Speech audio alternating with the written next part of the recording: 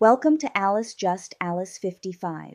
You're listening to an AI-narrated audiobook version of my original story, The Unclaimed Werewolf, an Unbound Wolves novel, written by Alice N. Smith. Chapter 23, Where He Shouldn't Be.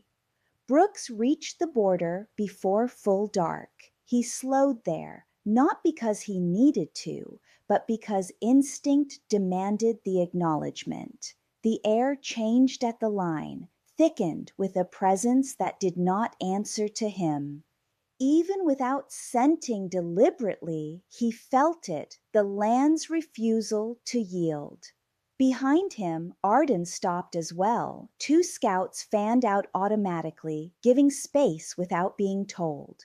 The doctor lingered a few steps back, pack slung tight across one shoulder, eyes alert and uneasy. Brooks hesitated. It was brief, measured. Then he stepped forward. The forest did not welcome him. The scent hit first, iron sharp and recent, braided unmistakably with her. Female blood. Not much, but enough. Follow it, Brooks said quietly. They moved in wolf form for speed, the doctor shifting awkwardly but competently to keep pace. The trail was clean in the way violence rarely was. No thrashing, no prolonged struggle. A short clash, a retreat, control. Brooks' jaw tightened. They slowed as the trees thinned, the ground dipping slightly toward a familiar hollow. The scent pooled there, layered with sleep, fur, and something domestic enough to make the doctor frown. A den. Eamon stood at the entrance, human, still, alert. He turned as they approached, body angling instinctively to block the opening behind him. Brooks shifted back at once, the others following suit. The doctor did the same, already scanning, already assessing. "Alpha," Eamon said. "Step aside," Brooks replied. "No." The word landed cleanly, not defiant, final. Brooks' gaze sharpened. "She's injured. She's resting. She needs treatment.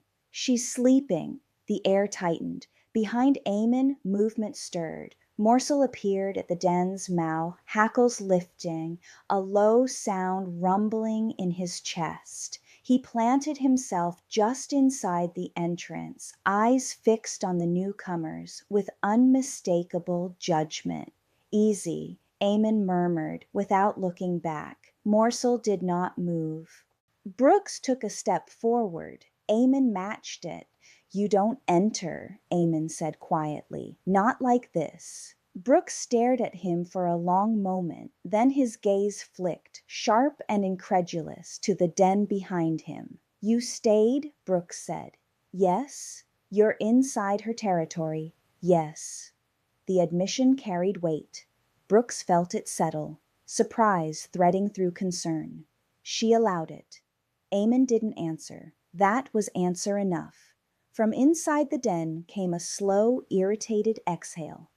Nora did not appear. She shifted deeper instead, turning away from the mouth of the den, pulling Morsel back with a muttered sound that was more annoyance than command. The dog obeyed reluctantly, casting one last suspicious look over his shoulder. She hoped they would leave. The forest listened. They didn't. Minutes passed. The doctor shifted his weight, glancing between Brooks and Eamon. "Alpha," he said quietly. "If it's not treated soon." "I heard you," Brooks said, never taking his eyes off the den. Another pause. Then Nora's voice carried out, flat and unimpressed. "If you're done posturing, go away." Brooks closed his eyes briefly. "I'm not here to fight you," he said, "and I'm not here to stay." Silence.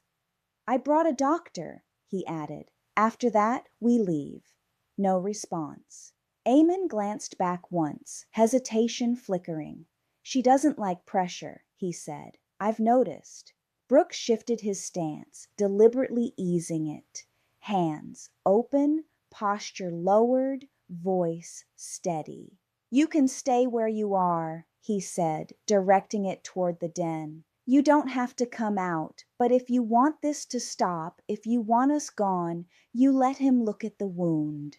Footsteps approached slowly from within. Nora emerged in human form, hair loose, expression sharp with interrupted rest. Morsel pressed to her side, shoulder brushing her leg. The bandage on her arm was darkened, the cloth stiff where blood had dried. Her gaze went first to Brooks, then to the others, then to Eamon. "You didn't wake me," she said. "No," Eamon replied, "I didn't." Good answer. Her eyes narrowed at Brooks. "You crossed my border." "Yes." "You didn't ask." "No," a beat. "Do it again," she said calmly, "and you won't leave."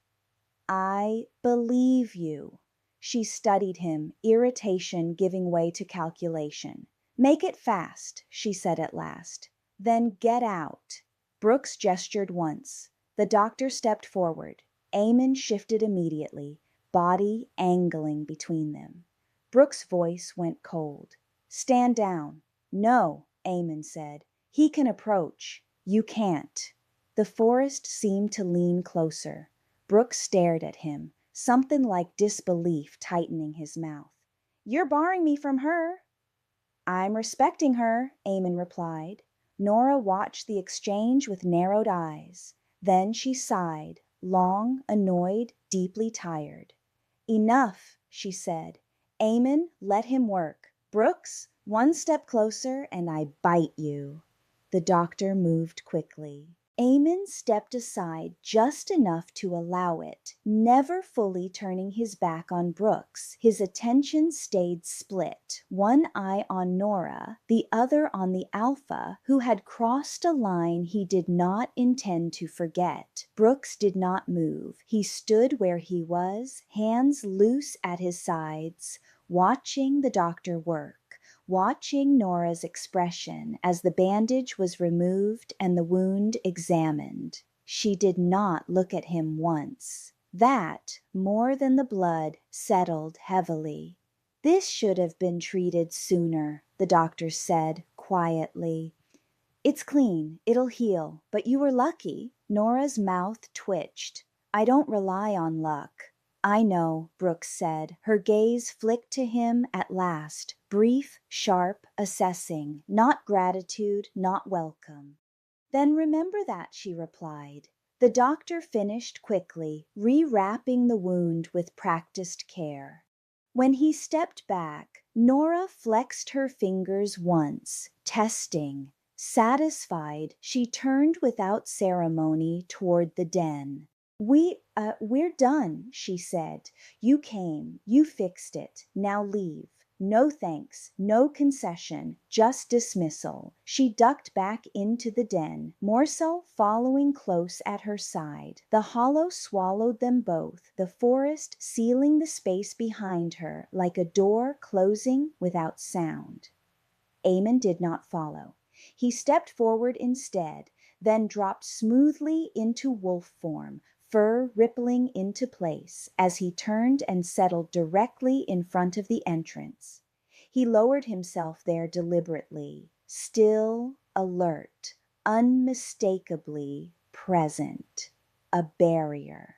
Brooks watched the movement, something unreadable tightening behind his eyes. Eamon lifted his head and met his gaze once. That was all. The message was clear enough. Brooks inclined his head fraction, not in apology, not in challenge, and turned away. The doctor packed his kit. The scouts fell back into position. No one spoke. Behind them, the den remained quiet, guarded, untouchable.